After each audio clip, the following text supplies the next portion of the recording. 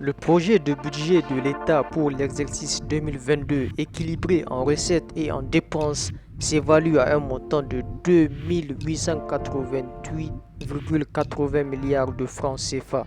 Bienvenue sur 227 Niger Vidéo. Abonnez-vous pour ne pas rater les prochains contenus. 227 Niger Vidéo, la chaîne des Nigériens, la chaîne des Africains de manière générale. Abonnez-vous et activez la cloche de notification.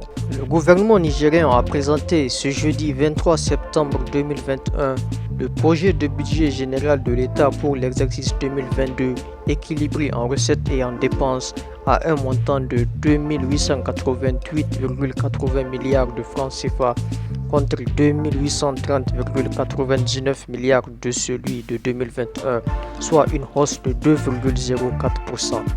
C'est l'une des décisions majeures prises lors de la réunion du Conseil des ministres tenue le même jour. Selon le communiqué du gouvernement, ce projet de loi de finances pour l'année budgétaire 2022 est établi en conformité avec les dispositions de la loi numéro 2012-029 du 26 mars 2012 portant loi organique relative aux lois de finances.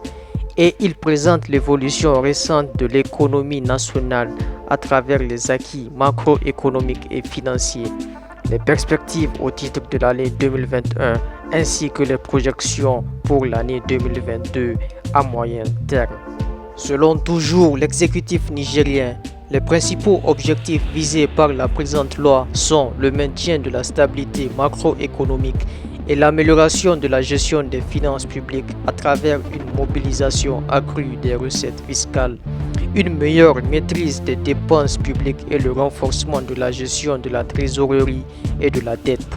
À cela s'ajoute l'amélioration de la transparence dans la gestion des secteurs pétroliers et miniers et la poursuite des actions de soutien au développement du secteur privé et financier, rapporte le même communiqué.